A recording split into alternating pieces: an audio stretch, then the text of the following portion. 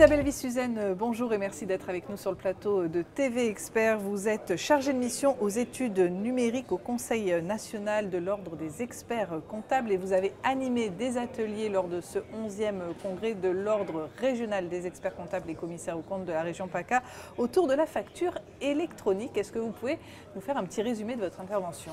Alors déjà, merci de me recevoir et merci au CROEC PACA de me faire intervenir. Alors moi, j'interviens sur le parcours collaborateur puisqu'on a différencié la facturation électronique parcours expert comptable, parcours collaborateur, parce que c'est très important que tous les collaborateurs prennent en main cette réforme et commencent par savoir de quoi il s'agit.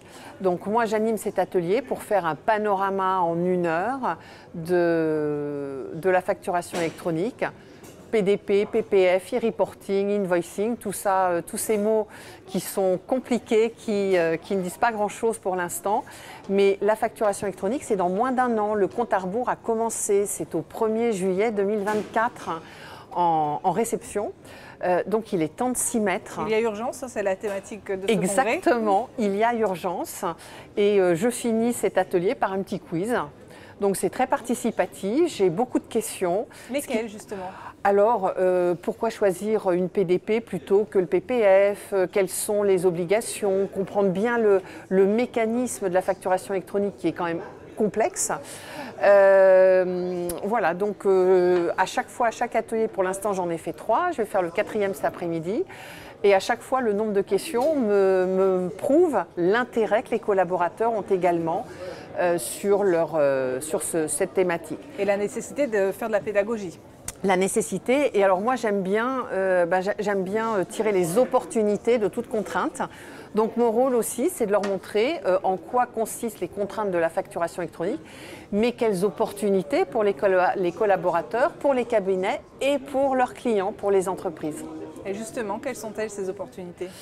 Ces opportunités, c'est d'unifier les flux, c'est d'automatiser un certain nombre de tâches rébarbatives, d'éviter les erreurs, et puis d'améliorer la trésorerie des entreprises, et puis d'avoir une meilleure relation avec le client pour lui apporter plus d'informations plutôt que de se limiter à une tenue comptable. Est-ce qu'on est quand même prêt? Parce que vous l'avez dit, le compte à rebours est lancé. Dans moins d'1 an, il faudra être opérationnel. Est-ce que vous êtes optimiste? Écoutez, on va tout faire pour en tout cas. Je ne sais pas si on sera prêt, mais je peux vous assurer que le Conseil national fait tout pour donner le maximum de ressources. Donc moi, on a un site qui s'appelle IFAC Expert sur le site de l'Ordre, qui est ouvert à tous les experts comptables et leurs collaborateurs.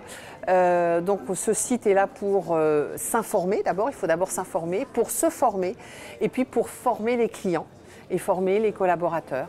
Voilà, donc on essaye d'être le plus exhaustif possible et pragmatique aussi, de vulgariser quelque chose de complexe pour le rendre accessible à tous. Merci beaucoup Isabelle Vissuzène d'avoir été avec nous. Merci à vous.